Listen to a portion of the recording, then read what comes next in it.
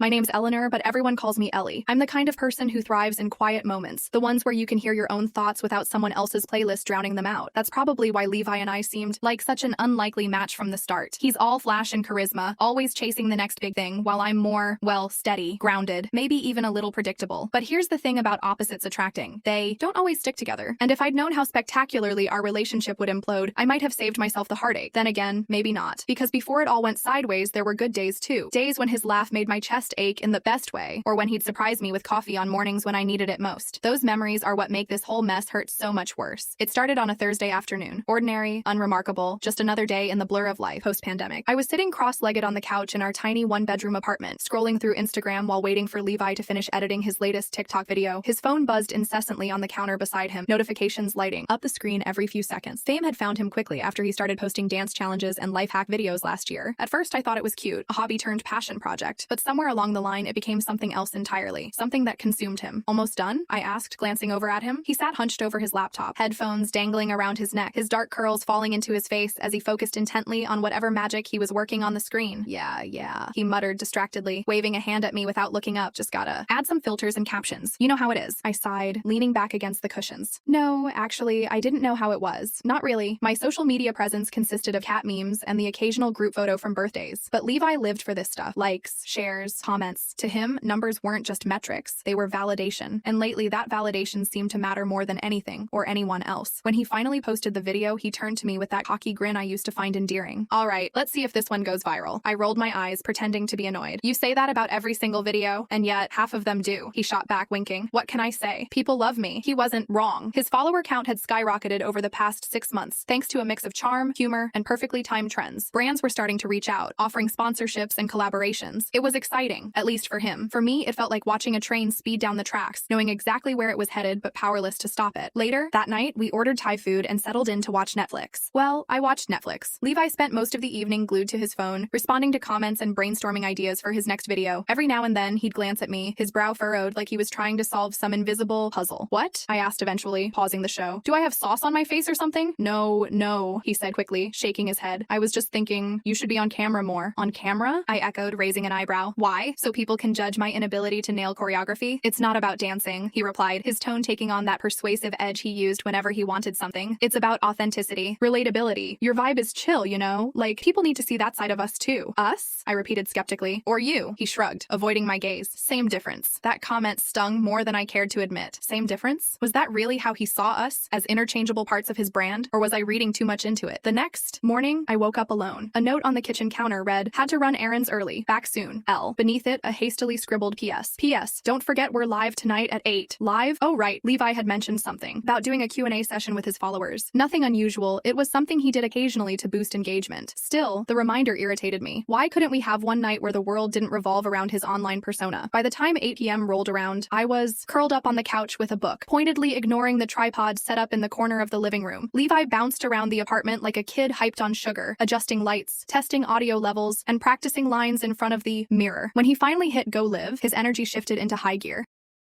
Hey fam, he greeted cheerfully, flashing that trademark grin at the camera. Welcome back to my channel. Tonight, we're keeping it real. We've got questions, answers, and maybe even a few surprises. His followers flooded the chat with greetings and emojis, their enthusiasm palpable even from across the room. Normally, I tune these sessions out, retreating to the bedroom or putting on noise-canceling headphones. But tonight, curiosity got the better of me. I stayed put, pretending to focus on my book while eavesdropping on his responses.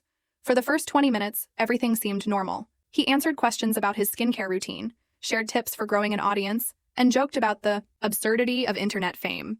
Then came the question that changed everything. What's your relationship status? Are you and your girlfriend still together? Levi hesitated, his smile faltering slightly. We're still together, he began, scratching the back of his neck. But honestly, I think we're at different places right now. She's great, don't get me wrong, but sometimes, he trailed off, exhaling dramatically. Sometimes I wonder if she gets how important this is to me, how much I need someone who's equally invested. My stomach dropped. What was he saying? Was this supposed to be some passive-aggressive dig at me in front of thousands of strangers? The comments exploded. Oof, rough. Bro deserves better. Dump her already. And then Levi said the words that shattered whatever fragile hope I'd clung to. You guys ever feel like being with someone boring holds you back? No matter how hard you try, they just don't understand your vision? Boring. He called me boring. On camera. in front of God knows how many people. I stood abruptly, dropping my book onto the floor. The sound startled him, and he glanced at me, wide-eyed, like he'd forgotten I was even there. "Ellie," he started, but I cut him off. "No," I snapped, my voice trembling with rage.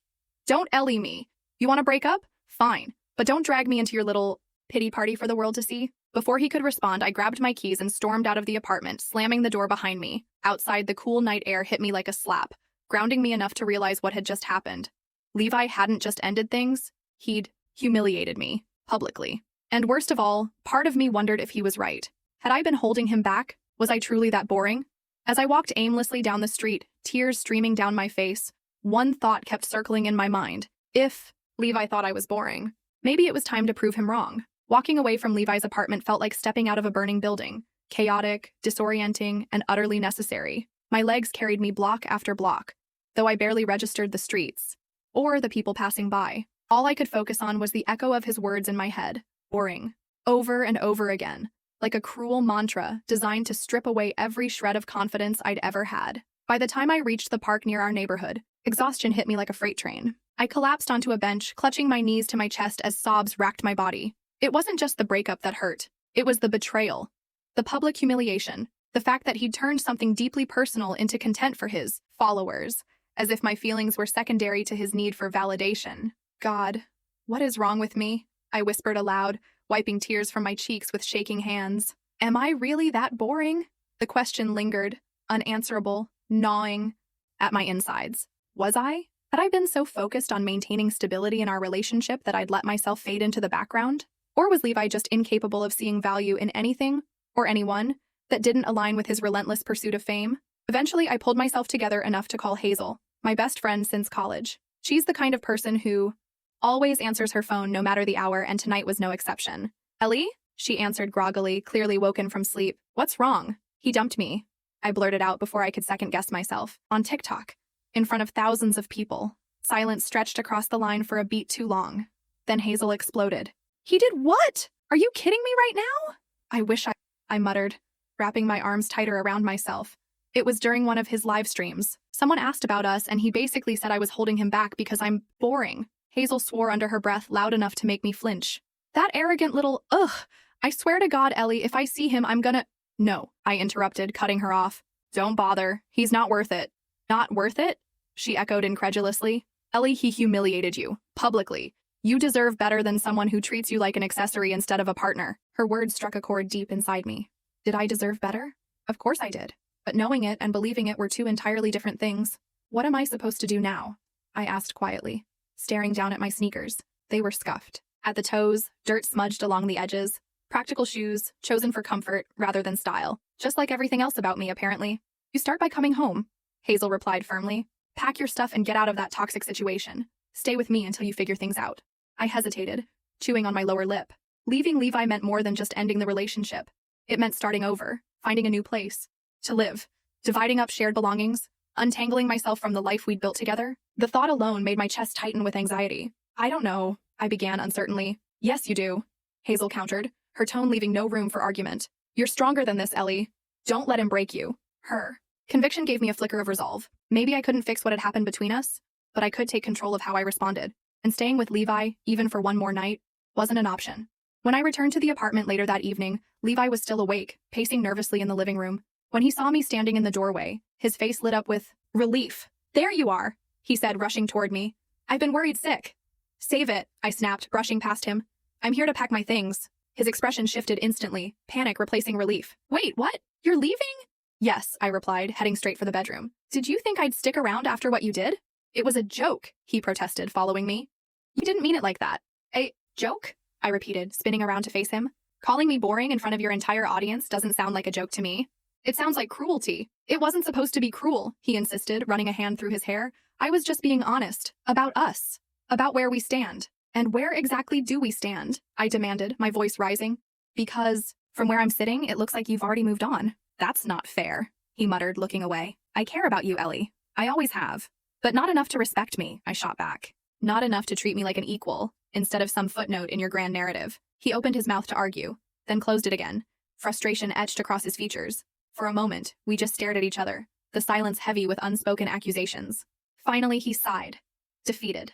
Fine, he said bitterly. If that's what you want, go ahead. Leave. Oh, don't worry, I replied coldly, pulling open the closet door. I will. Packing my belongings took longer than I expected. Not because I had much, but because every item seemed to carry a memory. A sweater Levi bought me last Christmas, a framed photo of us at the beach, even the mismatched set of mugs we'd picked up at a flea market. Each piece of my old life felt like a weight dragging me backward, holding me hostage to a version of myself I no longer recognized. By the time I finished loading boxes into Hazel's car, dawn was breaking, painting the sky in soft hues of pink and gold. As we drove away from the apartment, I glanced back one last time, watching as the building grew smaller and smaller in the rearview mirror. Part of me wanted to cry, to mourn the loss of the future I'd imagined for us. But another part, the stronger part, felt a strange sense of liberation. Like I'd finally escaped something suffocating and toxic. Hazel's apartment was cozy and cluttered, filled with plants and mismatched furniture that somehow worked together perfectly. She gave me the spare bedroom, a small space with peeling, floral wallpaper and a drafty window. But it didn't matter. For the first time in weeks, I felt safe, grounded. So, Hazel said later that day, handing me a cup of tea, what's the plan? I shrugged, sipping the hot liquid gratefully. Honestly, I don't know yet. But whatever it is, it starts with proving Levi wrong. About what? She asked, raising an eyebrow. That I'm boring, I replied, a determined glint in my eye. If he thinks I'm dull, fine. But I'm going to show him, and everyone else, that boring can be bold too. Hazel grinned, clinking her mug against mine. Now that's the spirit, let's get started. The days following my move into Hazel's apartment were a strange mix of numbness and determination. On one hand, I felt like I'd been hollowed out, like Levi had taken pieces of me with him when he left. On the other, there was this growing ember of defiance inside me, fueled by indignation and pride. If he thought I was boring, then fine. Let him think that. But I wasn't going to sit around waiting for someone else to define who I was, or what I could become. Hazel, bless her heart, became my cheerleader-in-chief. She encouraged me to channel my anger into action, whether that meant trying new things or simply stepping outside my comfort zone. You've spent years being the stable one, she pointed out one evening as we sat on her mismatched couches eating takeout. Now it's time to shake things up. But how? I asked, twirling noodles around my fork absent-mindedly. I don't even know where to start. She smirked, leaning forward conspiratorially. Leave that to me. True to her word, Hazel wasted no time dragging me into adventures I never would have considered before. First, she signed us up for a pottery class at a local studio, a suggestion that initially made me groan but ended up being oddly therapeutic. There's something cathartic about slamming wet clay onto a spinning wheel and molding it into shape, especially when you're imagining it's someone's smug face. By the end of the session, I'd created a lopsided bowl that looked more like a deformed hat than anything functional. But I didn't care. For the first time in weeks, I felt alive. Next, she convinced me to join her for karaoke night at a bar downtown. I balked at the idea. I'm not exactly known for my singing voice, but Hazel refused to take no for an answer. It's not about talent, she insisted, shoving a shot glass into my hand. It's about having fun and owning the moment. Standing under those flickering stage lights, belting out lyrics to "Since You Been Gone" while strangers cheered or winced, I realized she was right. Fun didn't require perfection. It required courage. And for the first time in ages, I felt brave. But perhaps the most transformative experience came when Hazel introduced me to Luna, a mutual friend who ran a community art collective. Luna was everything I wasn't. Bold, eccentric, and unapologetically herself. Her hair changed colors weekly. Her wardrobe consisted entirely of thrift store finds, and she spoke in bursts of energy that left you either exhilarated or slightly dizzy. You need to tell your story, Luna declared during our second meeting, gesturing emphatically with a paintbrush. We were sitting in her studio, surrounded by half-finished canvases and jars of brushes, the air thick with the smell of turpentine and possibility. My story? I echoed skeptically. What story? Breakup, she replied, as if it were obvious. The public humiliation, the redemption arc, people eat that stuff up. I'm not interested in turning my pain into content, I said firmly, crossing my arms. That's what got me here in the first place. It doesn't have to be exploitative, Luna countered, setting down the brush. Think about it, you've already lived through the worst part. Why not use it to inspire others, to reclaim your narrative? Her words lingered long after I left the studio that day. Could I really take something so raw and vulnerable and turn it into something empowering?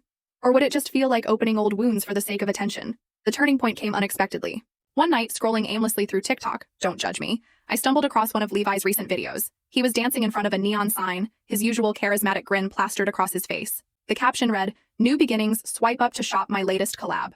Anger bubbled inside me, not because of the video itself, but because of what it represented. While I was struggling to rebuild my life, he was capitalizing on our breakup like some kind of marketing strategy. It was disgusting, and infuriating, and motivating. That's when I decided, screw him. If Levi wanted to play the game of turning private moments into public spectacle, then fine. I'd show him, and everyone else, what real authenticity looked like. The next morning I called Hazel. I need your help, I announced without preamble. We're making a TikTok. She laughed so hard she nearly dropped her phone. Are you serious? Dead serious, I replied, pacing back and forth in my room. If Levi thinks I'm boring, I'm going to prove him wrong, starting now. To her credit, Hazel jumped on board immediately. Over the next few hours, we brainstormed ideas, drafted scripts, and scouted locations.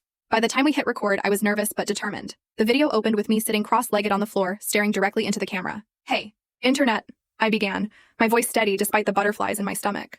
You might know me as the boring ex-girlfriend, or maybe you don't know me at all. Either way, here's the tea. Yes, my boyfriend dumped me live on TikTok.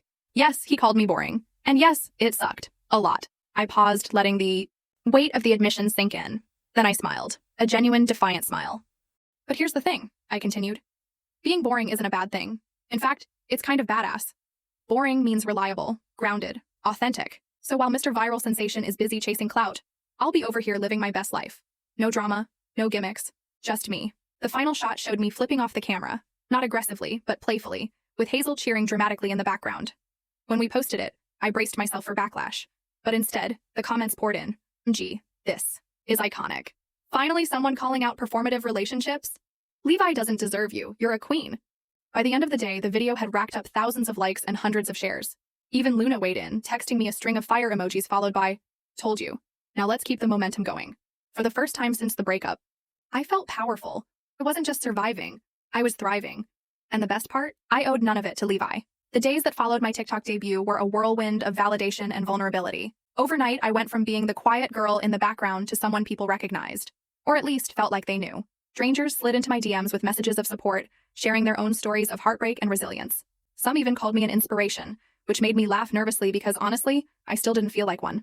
But the attention wasn't entirely positive either. A few trolls popped up in the comments, calling me bitter or desperate for clout. One particularly nasty message read, "Guess boring people can be drama queens too." I deleted it without responding, not because it didn't hurt, but because I refused to let negativity derail me. Hazel reminded me of something important during those moments of doubt. They're projecting their own insecurities onto you. Don't give them the power to dim your light. Still, navigating this sudden spotlight was exhausting. For years, I'd avoided drawing attention to myself, preferring the safety of blending in. Now I was thrust into a world where visibility equaled impact and accountability. Every decision felt magnified, every word scrutinized. It was exhilarating, terrifying, and occasionally overwhelming all at once. Meanwhile, Levi seemed determined to keep the feud alive. His response to my video came in the form of a passive-aggressive post titled, "When Exes Try Too Hard," featuring a montage of him laughing with friends and captioned, "Authenticity, Desperation." The internet ate it up naturally. Comments flooded in, praising his maturity and accusing me of being petty. Watching the likes pile up on his page made my stomach churn, but I forced myself not to respond. Engaging would only fuel the fire and give him exactly what he wanted. Instead, I channeled my energy into creating more content. With Luna's guidance, I started experimenting with different formats. Vlogs documenting my daily life, voiceovers, paired with candid photos, even short skits poking fun at relationship tropes. Each piece was raw and unfiltered, showcasing parts of myself I'd hidden for far too long. And steadily, I began to build an audience of my own. One video in particular struck a nerve. Titled, "Why Being Boring is My Superpower." It opened with me sitting on a park bench, sunlight filtering through the trees behind me. You ever notice how society rewards chaos? I asked, leaning closer to the camera. How loud personalities always seem to get the most applause? Well, here's a secret. Being boring doesn't mean you lack depth. It means you value substance over spectacle, stability over showmanship. And guess what? That's worth celebrating. By the end of the week, the video had gone viral, amassing millions of views and sparking conversations across social media. People started using the hashtag #BoringIsBeautiful, sharing posts about embracing simplicity and authenticity. Brands reached out offering sponsorships, podcasts invited me as a guest, and influencers praised my refreshing perspective. Even Hazel joked that I'd accidentally become a lifestyle guru. But beneath the surface-level success, doubts lingered. Was I really inspiring others, or just performing yet another version of myself? Had I fallen into the same trap Levi had, chasing validation under the guise of empowerment? One evening, after filming a segment for a collaboration with Luna, I found myself staring at my reflection in the bathroom mirror. My hair was tied back in a messy bun, dark circles shadowed my eyes, and there was a faint smudge of mascara under my left lid. I looked tired, not physically exhausted, though that was part of it, but emotionally drained. All this effort to prove myself, to the world, to myself, was starting to wear thin.